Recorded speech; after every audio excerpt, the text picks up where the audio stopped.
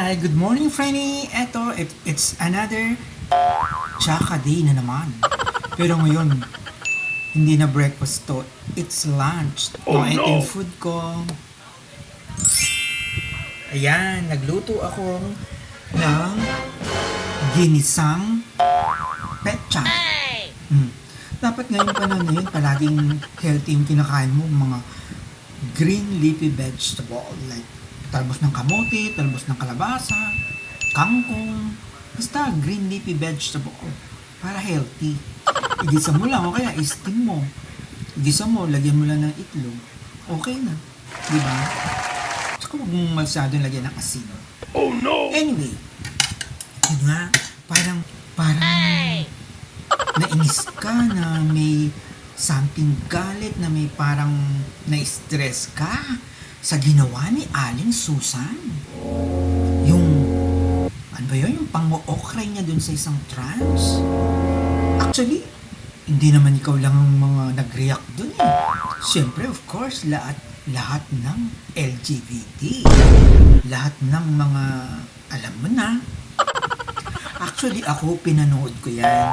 So, sa kabilang banda, nainis din ako some point. Pero, sanay na ako dyan. Diyos ko, talagang, alam mo, may mga tao pa rin na hindi matanggap ang mga LGBT. Oh no! Sa tingin ko lang ha, kaya may mga ibang tao na hindi matanggap yung LGBT, may mga factors yan eh. Tingin ko, first, makawala silang mga distant relatives na LGBT o kaya mga kaibigan na LGBT. Oh no! Kaya hindi nila ma-understand ang pagkatao ng LGBT. Secondly, yung beliefs. Oh Yung no! paniniwala mo na ang nilalang lang dito sa mundo, isang lalaki, isang babae. Kaya kung other than that, kasalanan na.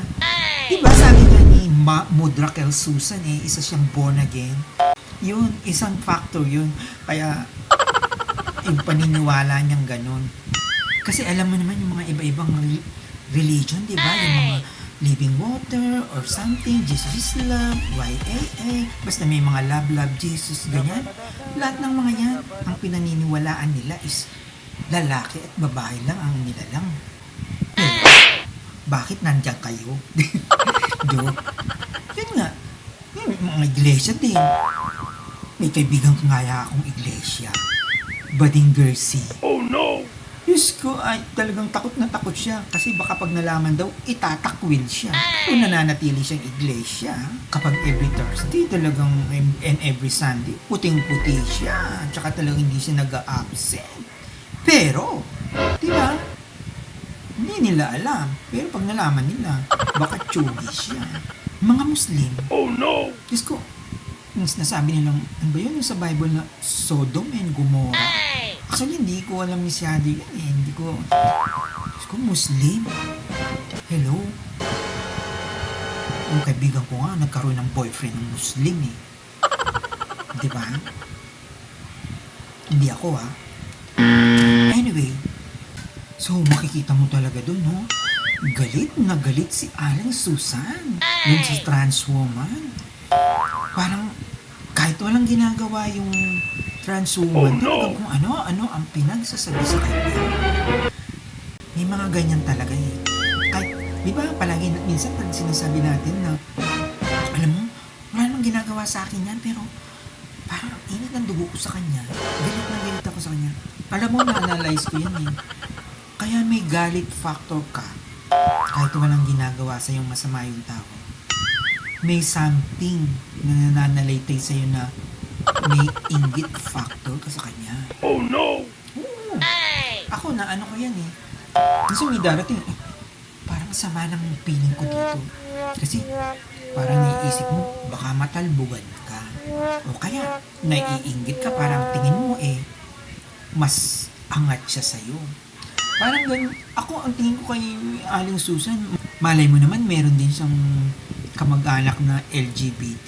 Oh, Kaya no. lang nainggit siya dahil hindi kasing ganda ng trans woman na inaaway niya. Kaya nainggit siya, kaya nagagalit siya doon. Di ba? O kaya malay mo naman, nagkaroon ng bad experience. about LGBT, kaya inis na inis. Pero ako analyze ko, the mere fact na sinabi niyang born again siya, yun, yung belief na turo sa kanila. Pero alam mo, Diyos ko, malaking kinaharap na kaso niya ni Raquel Susan mo. Oh no! Pero before that, ang alam ko, nagkapatawaran na daw. Humingi na daw ng tawad ang Raquel mo, kaya ayos na. Kasama daw yung ina ng trans woman, kasama naman nung ni Raquel Susan mo yung anak niya, anak sa anak, ina sa ina, ayun, nagkapatawaran daw. Speaking of kaso, ang kaso daw nun yung actually wala namang physical injury, kaya lang yung pambabato niya, yung pampapahiya niya sa kanya, sa maraming tao, yung napahiya yung trans woman. Oh no! Ang kaso yata nun is yung slander by deed. 6 months imprisonment. Oh no! Oh. Sana pinatikim na lang kay Raquel Susan mo yun, ano? Di ba? Alam ko. Low term yun. Tapos yung namang sinasabi niya na babariling kita. Kaso din daw pala yun. Grave threat. 12 years. Oh no! Kakakulong pag napatunayang pinagtangkaan mo siyang patayan. Parang yung frustrated murder. O, diba? Naku, pag lumabas ka sa daan at pag may namahiya sa'yo, kasuhan mo siya ng Islander. Slander by deed. Slander by deed, diba? Eh, ikaw, Frenny, halimbawa, you are on the shoe of the trans woman.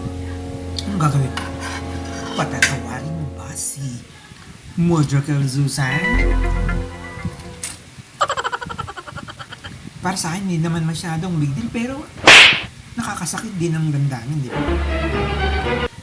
Ano nga lang ang ginawa ni Raquel Susan, talagang hindi magandang approach sa kanya. Eh kung sinermonan na lang niya siya na ganito ganyan, sa Bible is like that and like this. Mukha naman may pinag-aralan si Raquel Susan eh. Bakit ganyan ang kanyang inasal, di ba? Oh no! Siguro dapat bigyan ng lesson. Ang dami kayang nagalit dyan dun sa mga message. Nakita kong, ay naku, kung akong katapat niyan, baka nalumpo na yung matanda na yan. Oh no! Naku, walang pinagkatandahan yung matanda na yan. Sko, panahon na nung hindi pa niya alam yung tama at mali. Ganun. Daming bash sa kanya. Ulo, kawawa naman eh. Wala tayong magagawa. Yun ang alam niya sa buhay niya. Yun yung paniniwala niya. Biruin mo, ayaw niyang padaanin doon sa street na yun. Oh no! Tapos ito pa yung tingin ni Raquel Susan talaga kaya doon sa trans woman. Ang sarap kong barilin. Yes, yung itsura mo yan, sa impyerno yun eh. Yes, ang paklabawan. Kasi po, Yun ang masakit doon eh, di ba?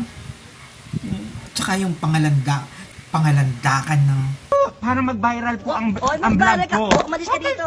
Bakla. Ito po si Aling Susan, taga dito po sa May Maris. Bakla. Kahit na hate niya Get po out. ang mga baklang katulad Yun ang ko. itsura mo, oh. Kahit wala oo, alam mo na bading, huwag mo lang, yun ang masakit eh, di ba? Actually, isa yan sa mga never-ending debate, yung babae at lalaki lang ang nilalang dito sa mundo. Oh no! Kung isipin mo, so saan ang galing kayo? Di ba? Nakakainis naman talaga. Okay, Franny, that's it. Hindi naman kita masisisi kung may inis ka or may stress ka about that. Kasi you belong to them. Oh Di no! ba? Anong isipin yun? Masanay ka na sa ganyan.